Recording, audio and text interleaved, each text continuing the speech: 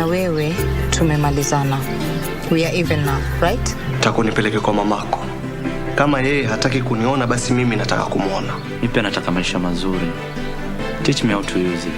Uliniambia kwa kuna jambo napaswa kulijua. I'm listening. No, Father, please, no. Nachotaka ni babako Father aje hapa kwa magoti.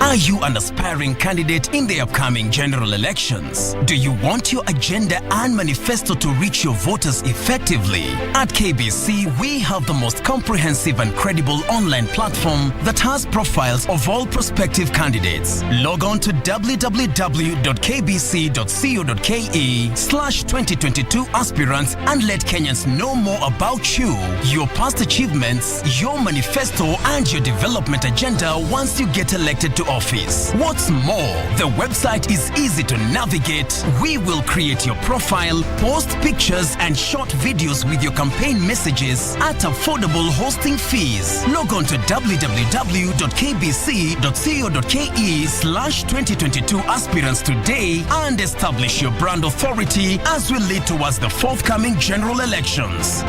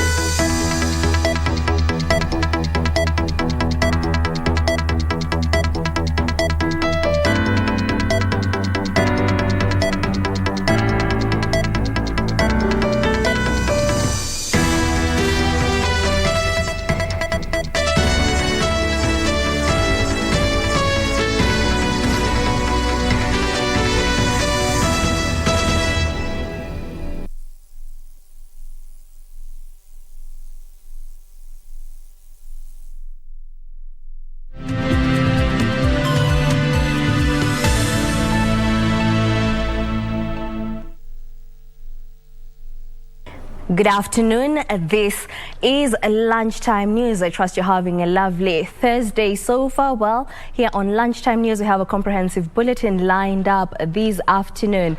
Our sign language interpreter is Lucy Moore. My name is Jackie Wambiru. And to kick us off, we'll cross over to Milimani, where the Law Society of Kenya elections are underway, where the IEBC is conducting the election, which is managed by the society's 7-member election board headed by Senior Counsel Jan Mohamed Zehrabanu. And our reporter Ben Troy is manning the ground and will give us more details. Troy?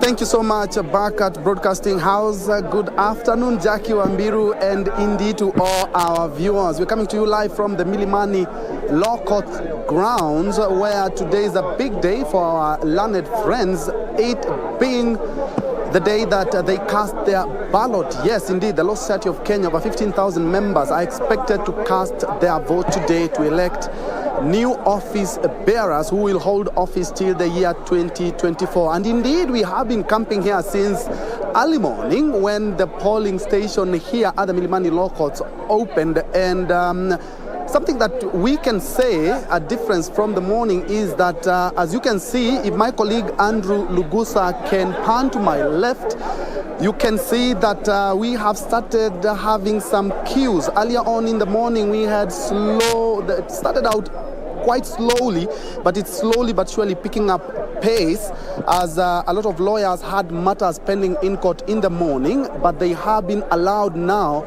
to come and cast their votes. There are 9 ballot boxes, as you can see. The exercise being conducted by the IEBC, and earlier on we did speak to the deputy returning officer here, and she did allude to the fact that the exercise did start on a slow pace, but as you can see now, we are slowly but surely picking up pace, no hitches whatsoever.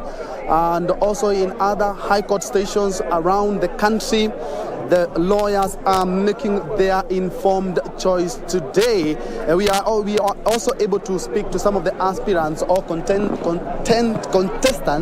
who were here earlier in the morning casting their ballot, saying that they want a transparent, they want an efficient Law Society of Kenya, free from all the wrangles that we have witnessed in the recent past since the ousting of the President Nelson Havi.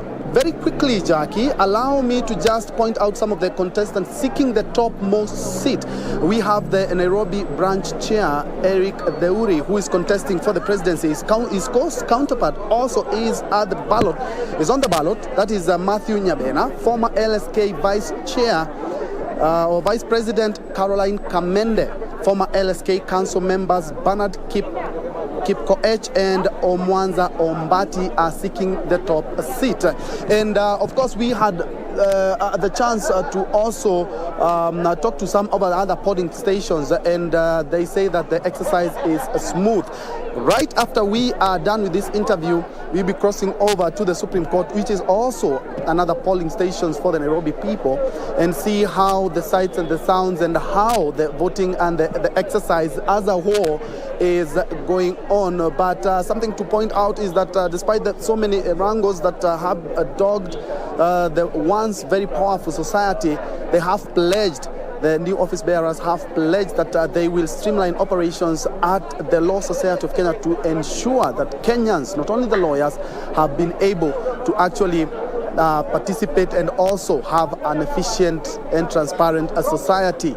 Indeed, that is all we had from this side. We will be, of course, getting tabs with also the IEBC officials once the polling stations are closed to know exactly where we are headed to. But earlier on, as I had alluded to, is that speaking to IEBC, they want to complete the whole exercise and also the tallying exercise. They want to be concluded by the day end. By the close of business, we might be having new office bearers, and we will be right here to ensure that we keep you afloat with all the latest happening in the LSK elections. Back to you, Jackie. Well, that was our reporter Ben Troy Njuri coming live from the Milimani Law Courts, where the Law Society of Kenya's election are underway. Remember, voting is undergoing across the country, and the posts on offer include that of President, Vice President, Council members representing various interests, and the Society's female representative to the Judicial Service Commission. Well, we shall be bringing you more details as we progress. For now, we move on. The government has scaled up relief food distribution in Kilifi County amidst the ravaging drought and escalated poverty in the region. The efforts are aimed at building community resilience and reducing the effects of drought in the county.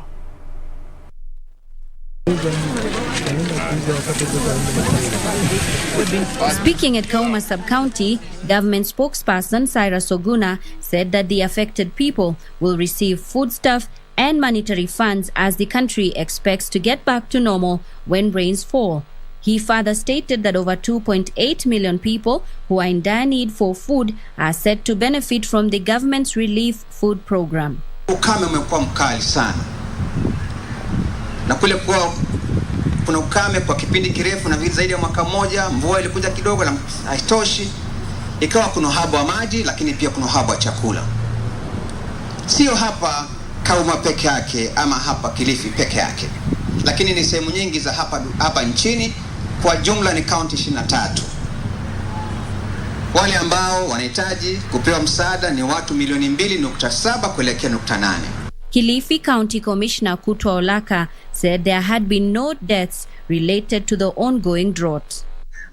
Kupitia ushirikiano wa washikadau wengi wakiongozwa na serikali kuu pamoja na serikali ya kaunti, mashirika yasiyo ya serikali pamoja na makampuni ya kibinafsi, serikali imeweza kuhakikisha kwamba hatujapoteza mtu hata mmoja kwa sababu ya njaa. While applauding government efforts, Mary Konde, a beneficiary, urged government to continue giving relief aid to those affected until they can rely on their harvest. Tunashukuru kwa ajili ya serikali yetu vile imetutambua kama wananchi, kutuletea msaada wa pesa zile za walemavu, mayatima na wale wazee ambao hawajiwezi. Mpaka sahihi kwa sababu ya ile pesa ilichelewa, serikali yetu ikaona afadhali itusaidie na chakula kwa sababu ya ukame ambao umeendelea.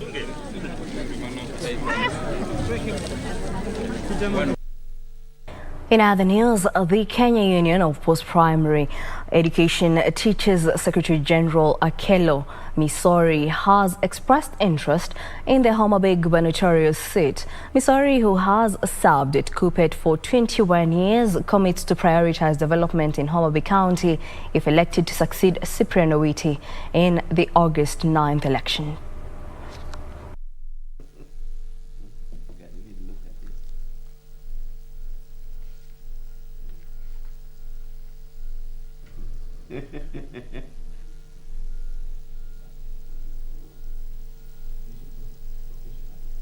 Yeah, if that, because I hear ODM has got so many cartels also.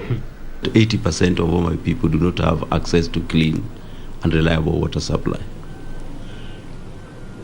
We have a real challenge in the county because we have no basic idea whether to develop the talents because there is runaway unemployment, which has become now a crisis in Homa Bay. People depend solely on the traditional way of doing things. But even looking at the traditional way of doing things, Homa Bay has no option in the first 10 years, especially on looking at whether they can also survive because there is poverty. At first I thought you were just saying for the sake of. And now we cross over to Kisumu, where the Law Society of Kenya elections are underway. And remember, the IEBC is conducting the election, which is managed by the society's 7-member election board. Now, we join our reporter, Wycliffe Okech, who has more details. Wycliffe, kindly bring us to speed.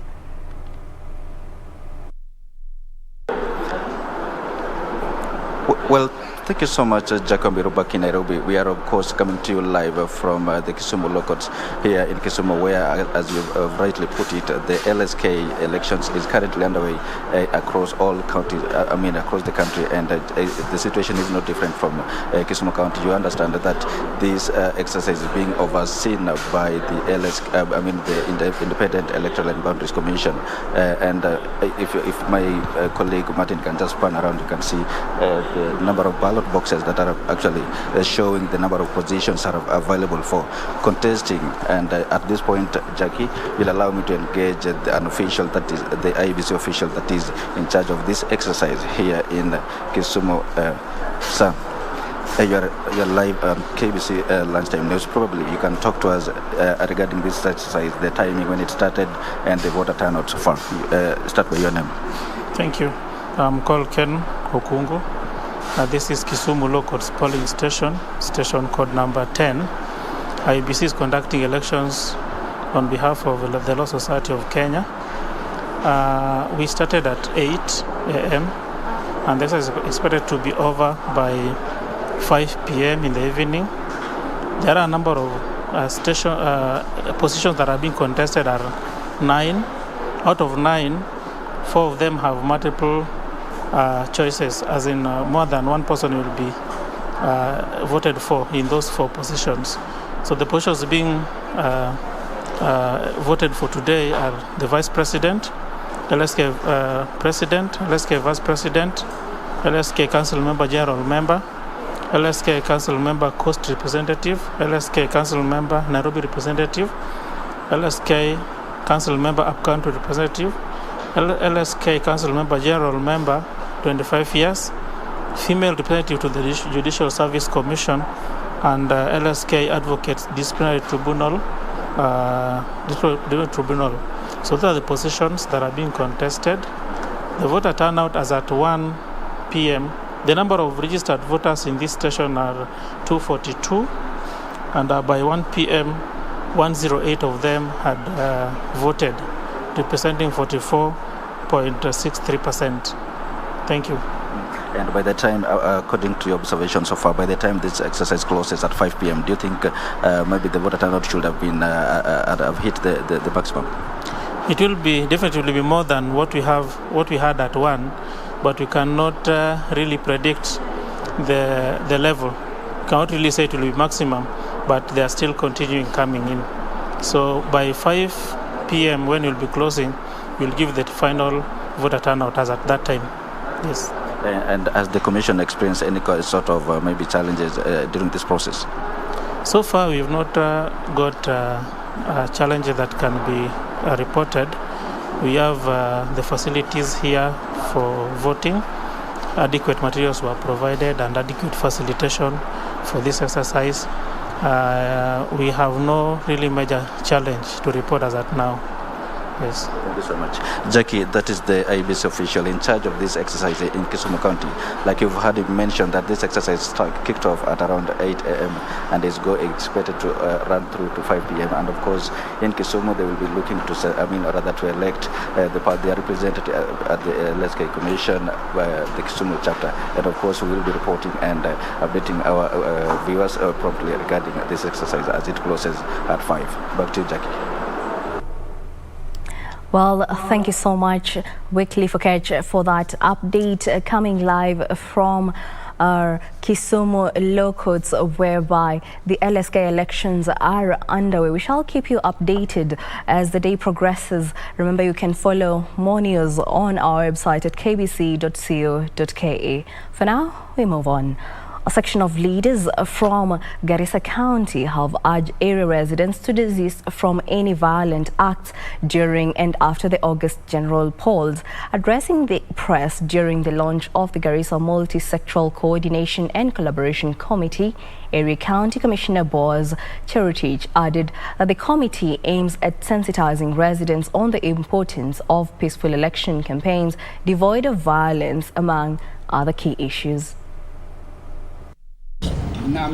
Area County Commissioner Boaz Cherotich appealed to the security agencies to work together with other stakeholders and share information on possible hotspot areas, adding that the committee will draft a binding code of conduct for commitment by all political aspirants in the county to sign as a show of goodwill. Hiyo operation ikiendelea, vile tutaweza kusensitize hawa bodaboda ili waweze kuelewa namna ya kutii sheria.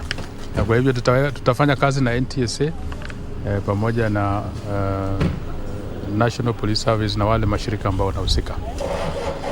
Na kwa hivyo nyingine wazee ama kamati ilijitolea ni kwamba watasaidia serikali ili kupasa habari kwa polisi kuhusu wale wachambazi ambao wamesumbua wananchi hasa katika mpaka yetu na Somalia. Tunaambia wale watu ambao wanatafuta viti ya kwamba Garissa sio yenu peke yake, na mtu yoyote ambaye atajaribu kutumia vijana ama kutumia pesa ili kuincite violence itokee, tutakuwa na wewe hapo kwa hapo.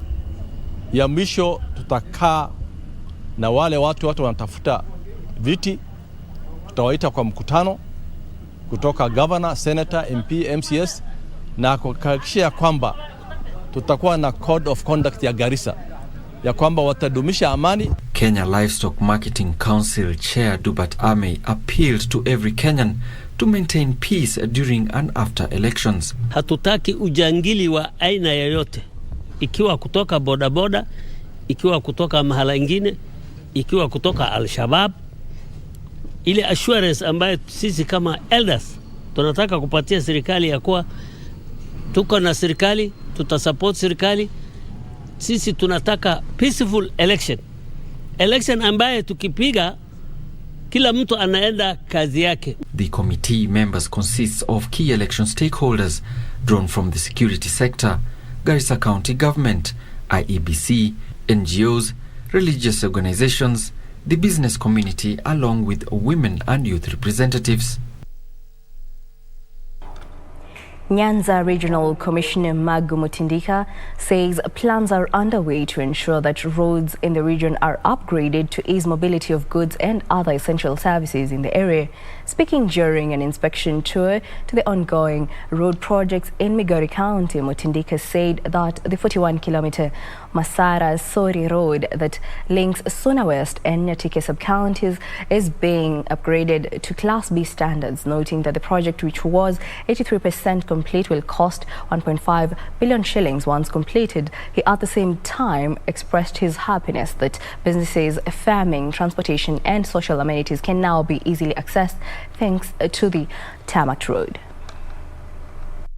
The contractor has been directed to come back to the site because right now works have slowed down. And one thing to mention is that during the current administration, the Jubilee administration, there is one thing that we need and we must mention, that the road from Namba to Masara has really opened up Nyatike sub-county, and this is something that we need to be proud of as the government, because that area was locked out because of inaccessibility. But with the opening up of that road, the area is now, majority of the people there can be able to do farming. Transportation and traveling has become very easy because it is tarmac, apart from a few sections here and there.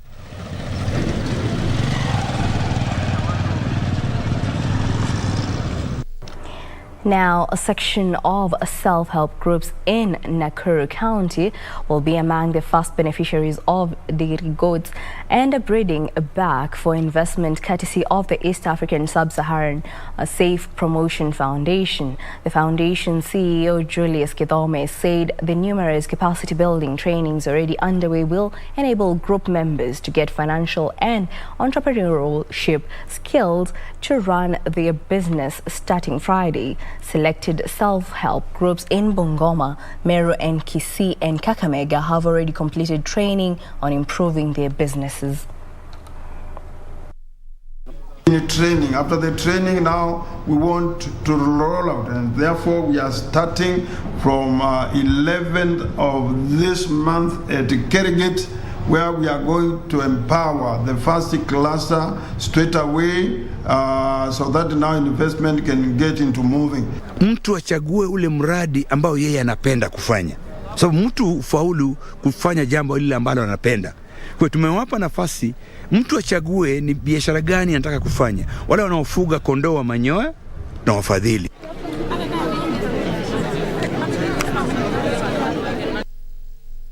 Meanwhile, a section of women in Busia County are urging the locals to embrace women in political leadership. They acknowledge gains made by women over the years, such as contesting for positions instead of waiting to be nominated, but regretted that a few who have succeeded had a Herculean task in overcoming stereotypes that subjugated women.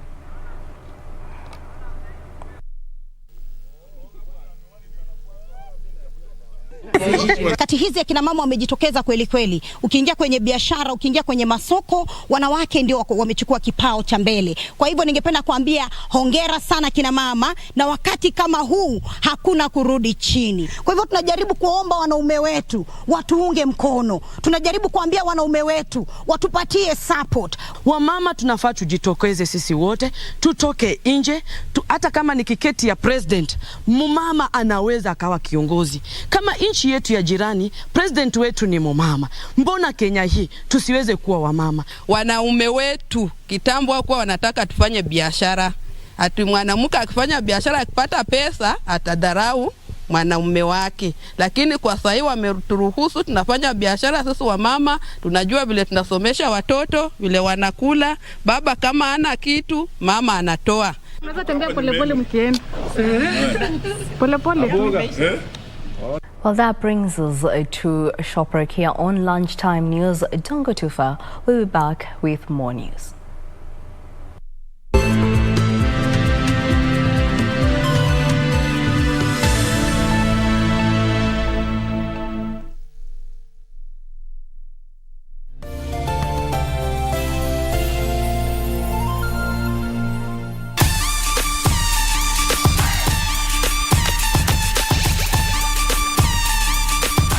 Being Sports wants it, Free Sports wants it, Ego TV wants it, and the people at home want it. Who is your new #1 contender?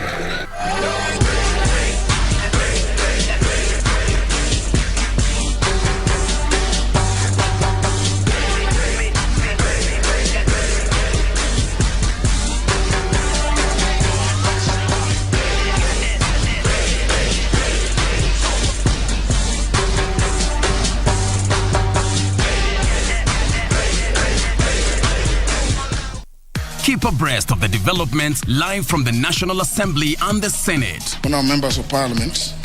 The questions. When is the construction expected to commence? The motions. Beg to give notice of the following motion. The debate. Will as many as want to be to say aye. The statements. A statement on an issue of general topical concern. The petitions. Order number 4, petitions. Stay tuned to KBC Channel 1 and Radio Taifa for live proceedings from both houses of parliament from Tuesday to Thursday. Live, uncensored, unedited. KBC, your national broadcaster.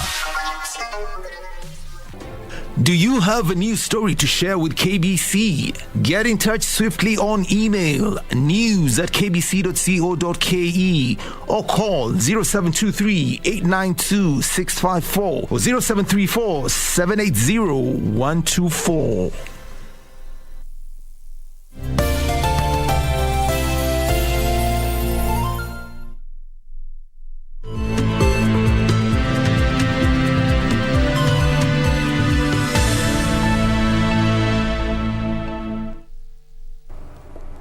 Welcome back. Now let's proceed.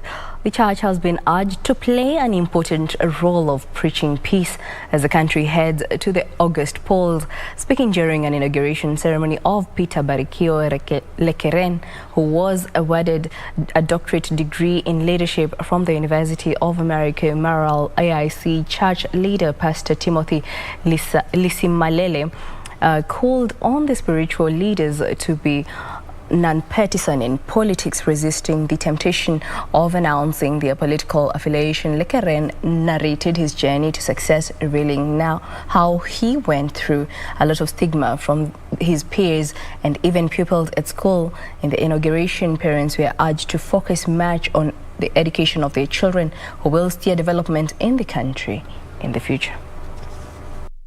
Wadhehebu mbalimbali wawe nitro, wasiingie upande yoyote kwa siasa, waseme tu watangaze tu amani na mtu ajichagulie, kwa sababu kila mtu akona kura yake moja, achague mtu ili anampenda. Kenya wote mahali popote wako tuweze kuishi kwa amani, tukae kwa amani, kwa sababu tumekaa hapa kwa amani, tumekaa kama ndugu, tumesaidiana bila kuangaliana huyu ni wa kabila hili na huyu ni wa kabila hili. Nikapata a lot of stigma, nikakatalia na management, nikakataliwa na watu, tena mpaka hata kwetu nyumbani nikakataliwa. Naambiwa tu umekuwa mjinga, unaenda kuchanganyika na kina mama kwa kanisa, unaenda tena kukaa na watoto kwa shule. Lakini kulea ni honorary. And now in the political arena, a section of ODM members in Malindi constituency of Kilifi County is up in arms in what it claims there is a plan to give a direct ticket to one of the aspirants in forthcoming nominations for the parliamentary seat. The members are now calling on the party to come clean on the matter. ODM members from Malindi Town, Kilifi County, said there have been rumors going around that the parliamentary ticket for ODM has been given to Amina Munyazi. The members said ODM top officials clearly stated that the nominations will be free and fair, but wondered why there are reports that the ticket is already in the hands of one aspirant. Sisi tuko hapa kwa maswali ya rumors zinazoenea huko mitaani tunazozisikia. Kuwa hii tikiti ya ODM ya mbunge yasemekane impewa Amina Mnyanzi. Imepewa Amina Mnyanzi kivipi? Tuna wasiwasi sisi, kwa maana tuna wafuasi wetu pia sisi ambao pia tuipigania tikiti. Tunasikia ODM ikisema nomination itakuwa huru. Ni huru vipi na wengine washajitangaza kwamba wamepawa hiyo kadi? Wamepawa kivipi? Elsewhere, the Party of National Unity has begun a massive grassroots electorate mobilization campaign in Kajiado County, meant to endear the voters to the party policies ahead of the polls. During a village-to-village voter sensitization in Loitoktok sub-county, the region PNU coordinator Daniel Nina said Azimio gave small parties a chance to gain momentum countrywide. Ninaenda kijiji kwa kijiji, ninaenda boma kwa boma, nikihamasisha watu pia wakizielewa na wakiziona zera zetu zile tunawauzia. Wale vyama zingine tumeshukuru kwa sababu tumepata nafasi ya kuuza vyama vyetu, kama vile saa hii tunauza PNU tukijua wote watapata uongozi chini ya Azimio. Meanwhile, a section of leaders from Jubilee Party have embarked on an aggressive campaign to revitalize Jubilee Party ahead of the August polls. Speaking at Kabete, the leaders said they will revamp the party and use it as a vehicle to support the Azimio movement. Jubilee haina mpango ingine. Jubilee ina mpango ya kupatia viongozi wale watachaguliwa na nyinyi. Hao ndio watapatiwa nyadhifa za uongozi. Tunaomba na ninaomba hata wale wengine wenye wako kwa chama zingine waache kwenda mama mwingine hawezi kuwa mamako. And Bomachoge Borabu parliamentary aspirant Joseph Oino has called for peace along Kisii Transmara West border in Narok County. Patari, musirete fujo, musitukane mtu, musirete fita, musirete ile maneno ingine yoyote inaleta fita. So na wasi tukiendelea kufanya kampeni, tufanye kampeni ya urahisi ndio tupate haki na ukweli.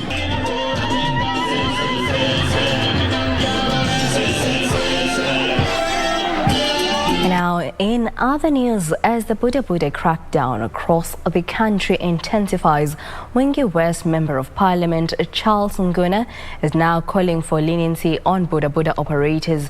The legislator argues that the country cannot have blanket condemnation on all Buddha operators, noting that training for members on traffic rules is needed to ensure sanitary returns on the roads. Amid public outrage on the border sector that has attracted the head of state attention, directing a crackdown on rogue border operators, 200 border riders have since been arrested following the Forest Road incident.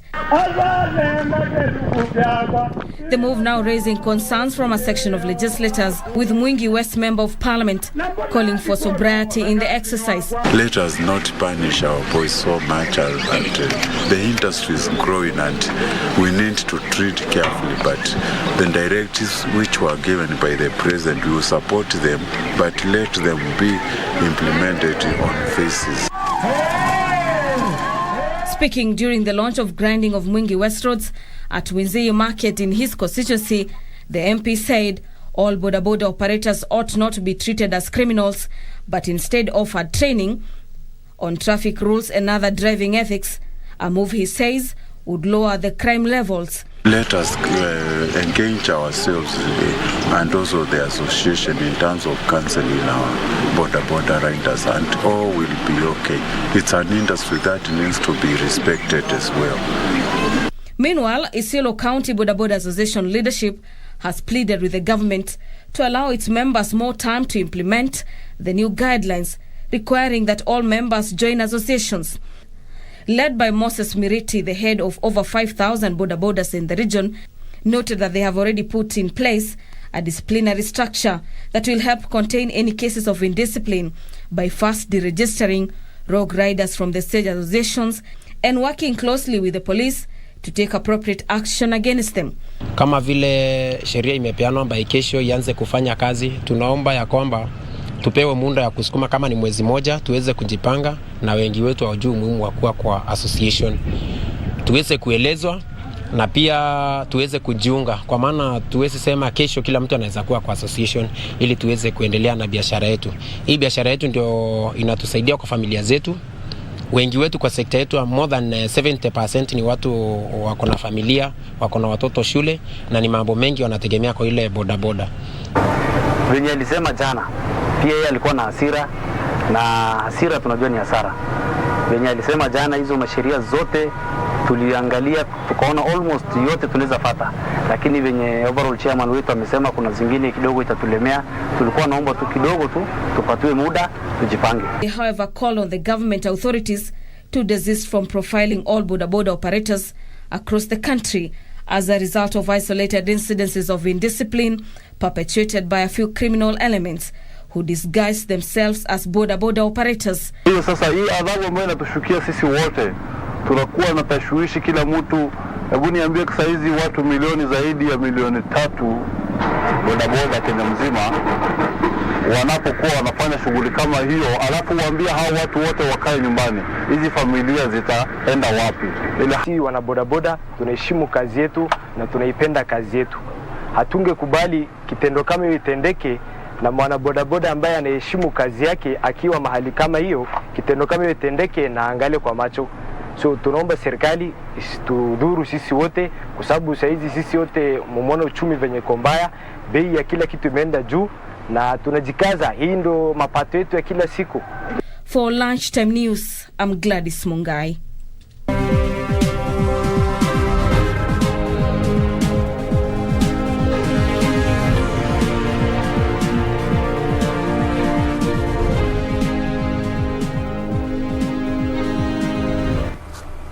Now let's take a look at news making headlines in the business world. Farmers in Tharaka Nithi County are now reaping benefits from the Moringa Banana Irrigation Scheme in Mwimbi, which was started in 2013. The project has helped more than 6,300 farmers to create employment opportunities and sustainable food production for the county. The 1.3 billion shilling project covers 6,350 acres. The Moringa Banana Irrigation Scheme in Mwimbi ward of Tharaka Nithi County, commissioned by President Uhuru Kenyatta in 2013, has turned around the fortune of its member farmers. The project draws water from River Mutunga and has created opportunities for many who trade in vegetables and fruits produced in the project.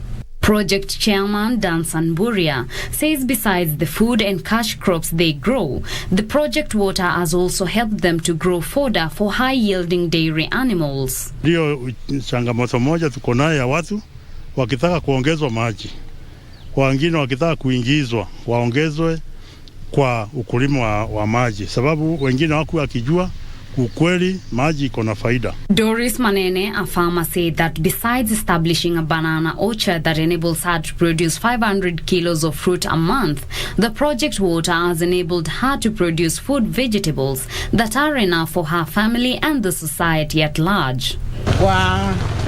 Kwa mwezi naona nakima kilo 500 na kilo ikiingia na choros naona napatanga pesa mingi ya kujisaidia na kazi mingi. Farmers who were hesitant to join the project at first are now lining up to be admitted into the project. The National Irrigation Authority says it's addressing the problems of water scarcity by recommending more water-efficient technologies such as drip irrigation and mulching as one of the short-term measures to mitigate against the water shortages. Njia sasa ya kuhakikisha hiyo maajiriko ambayo unaweza kulima saindi nayo ni kwenda tu kubadilisha technology, tuende to water saving technologies. Na hata wale wanafanya hii na sprinkler, pia kuna njia kuhifadhi maji by mulching na mambo kama hiyo, ndio maji isiende sana na uweze kutumia area kubwa kwa kulima. Yangu tu ni kuhimiza wananchi ya kwamba mradi huu waweke bidii kwa mashamba zao na vijana haswa waweze kujishughulisha na hali ya mambo ya kilimo, kwa sababu hiyo ni njia moja ya kupata ajira.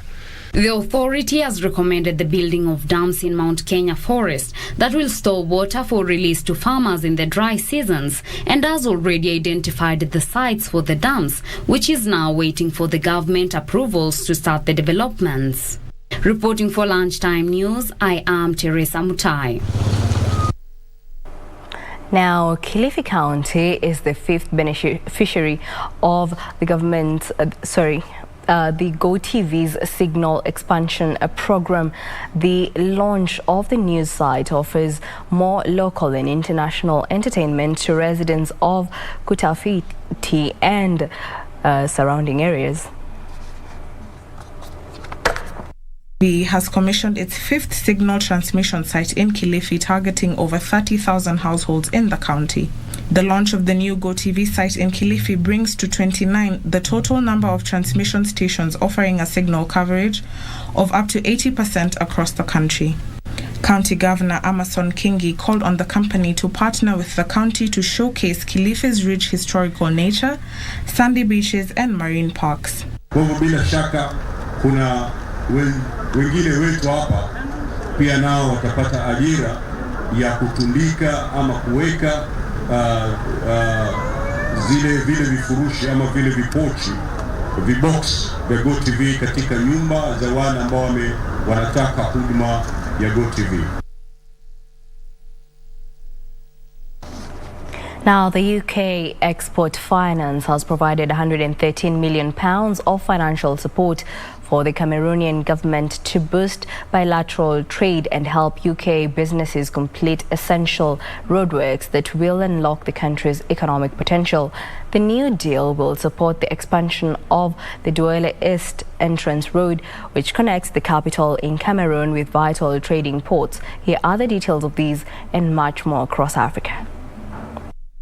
UK trade with Cameroon has increased by 40% as the UK marks the first anniversary of its trade agreement with Cameroon. The new deal will support the expansion of Douala East Entrance Road. The road will connect the capital in Cameroon with vital trading ports. When completed, the expanded road is expected to improve the transport of goods in Cameroon and strengthen economic ties with landlocked neighbors, Chad and the Central African Republic. UK Export Finance has set aside up to €2 billion to support UK exports to Cameroon and can continue backing projects in Cameroon with its financial support. Elsewhere, over 204,000 vulnerable people in drought-affected regions of Mali are to benefit from a $7.1 million climate risk insurance payout by African Risk Capacity through the United Nations World Food Programme. The payout is the first kind in Mali, aiming at providing emergency and resilience-building support to populations vulnerable to the impacts of climate change-induced disasters. With this climate insurance payment, the World Food Programme will provide early food assistance through cash transfers to 161,000 women, men and children affected by climate shocks. Over 20,000 children aged from 6 to 23 months and pregnant women and breastfeeding mothers will receive nutritional support and services. Finally, the European Bank for Reconstruction and Development is supporting the establishment of a new sector skills council in Egypt, a multi-stakeholder platform aiming at fostering more resilient and inclusive human capital in the hospitality and tourism sector. The lender also launched the Tourism Recovery Assistance Package in partnership with the World Tourism Organization in Egypt. 20,000 employees from the tourism sector will benefit from better training programs and skill development needed to boost a vital local industry severely hit by the COVID-19 pandemic. Kenya is slowly emerging as a regional electric vehicle powerhouse, with the local roads now witnessing the entry of electric buses, motorbikes, three-wheelers, personal vehicles and taxis. Yesterday, local startup Basigo became the first company in Kenya to launch electric passenger buses, with Kenya Power announcing that it will roll out charging stations for electric vehicles as part of its diversification strategy. Data from the International Energy Agency shows that in 2021, electric car sales more than doubled around the world to 6.6 million, representing close to 9% of the global car market, tripling EV market shares from 2 years earlier. The IEA report projects that by 2030, 60% of global car sales will be electronic. Various companies have rolled out various electronic units like bikes and taxis. Yesterday, local startup Basigo launched electric passenger buses that will ply various routes in the city. This is a phenomenal industry that will have a huge impact on the economy while protecting the environment, and its full exploitation will lead to the creation of thousands of jobs. Kenya Power has also announced that to facilitate the growth of the market, it plans to roll out various charging stations in the country, starting with Nairobi. To support the development of e-mobility ecosystem, which will include identification of sites for potential charging stations, as well as requisite geomapping software to enable users locate the nearest charging stations as they go about their business seamlessly. The power retailer says there is potential for new revenues due to enough power to support the e-mobility ecosystem.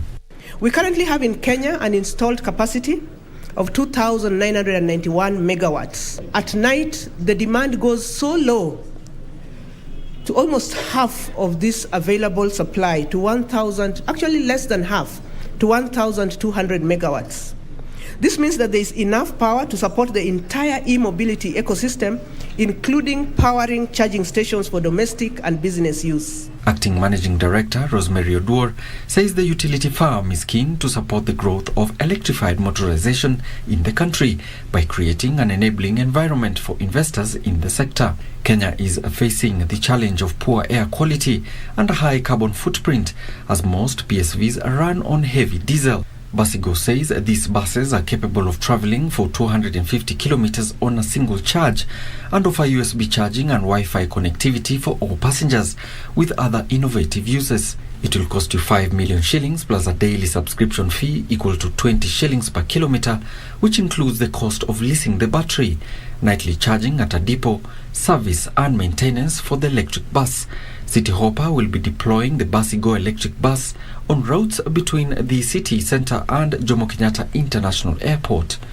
East Shuttle plans to deploy the electric bus on the eastland side of Nairobi. Alan Auko, Lunchtime News. Now, oil prices have plunged after the United Arab Emirates said it supported increasing production.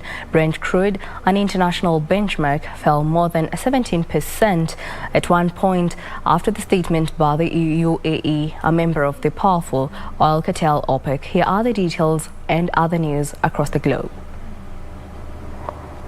The fall follows weeks of skyrocketing prices due to supply disruptions backed by the Ukrainian-Russian conflict. The rising prices have put a financial squeeze on families around the world. World leaders have pledged to try to ease the price pressures for households. Energy prices have been soaring for more than a year amid a rapid rebound in demand for oil, which had collapsed during the pandemic. Oil prices have jumped more than 30% since 24th of February, touching $139 at one point this week before falling back. Oil prices settled down about 12% in US trade at about $112 a barrel.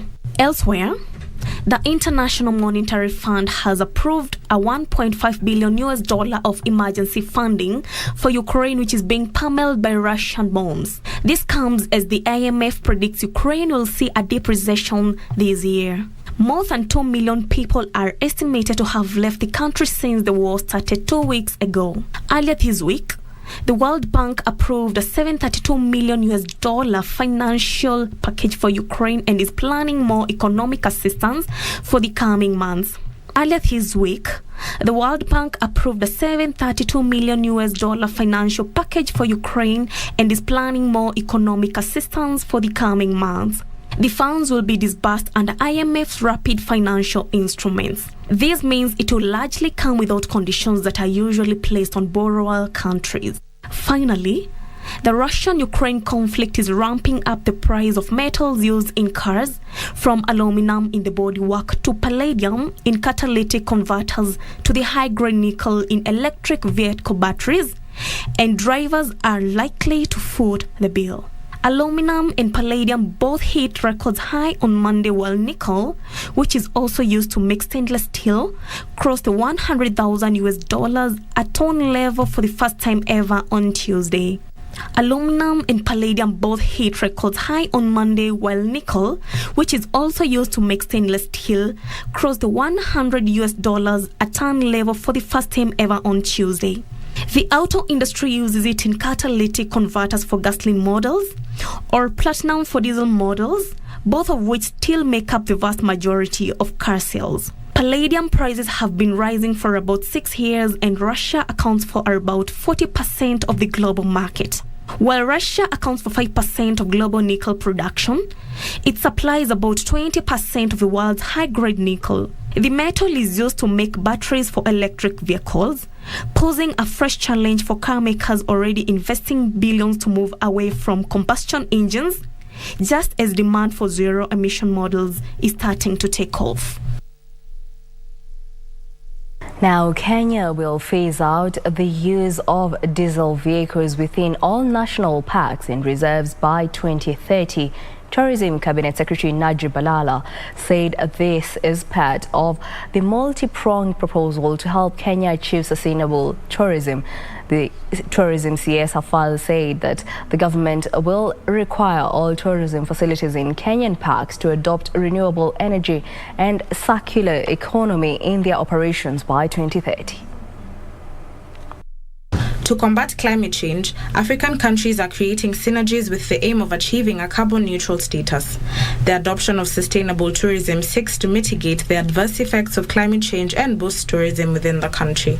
Speaking while at the Masai Mara Game Reserve, Secretary Balala noted that African countries should also take time to create synergies and cooperate in combating climate change in Africa. So far, Kenya has banned the use of plastic bottles and paper bags within the Kenyan national parks and reserves.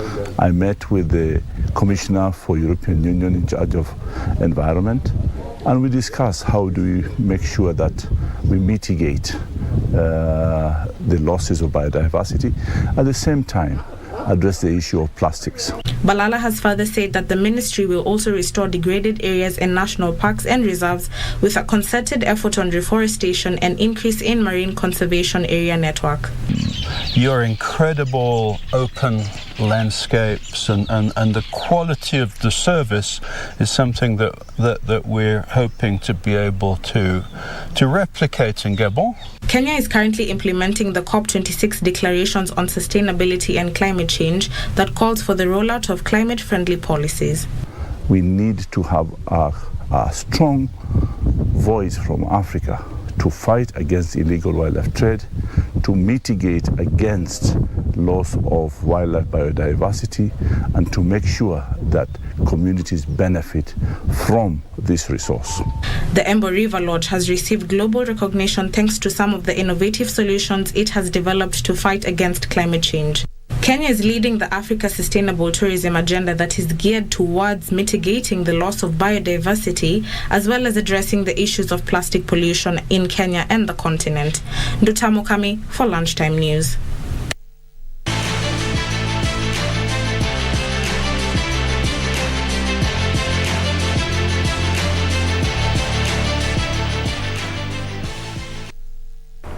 And now in the sports arena, Harambee Stars captain Michael Olunga is expected to bag the Golden Boot accolade as the 2021-2022 Qatar Stars League comes to an end tomorrow.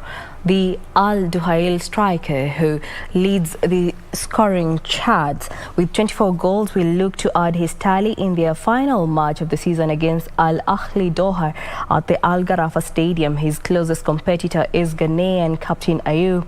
To deny Olunga the Golden Boot, Ayew will need to beat the record for the most goals scored in a single match held by Algerian Baghdad Bounedjah since 2018.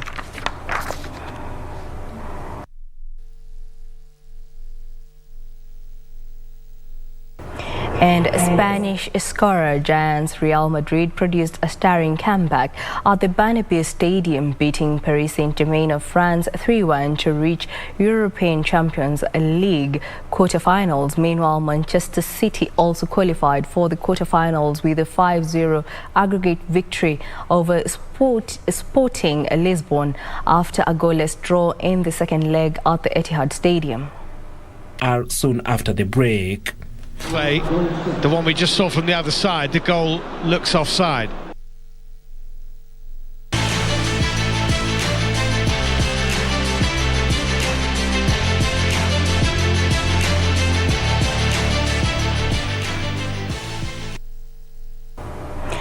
Well, that brings us to the end of our bulletin this afternoon. Thank you for choosing Lunchtime News. For more news, check out our website at kbc.co.ke.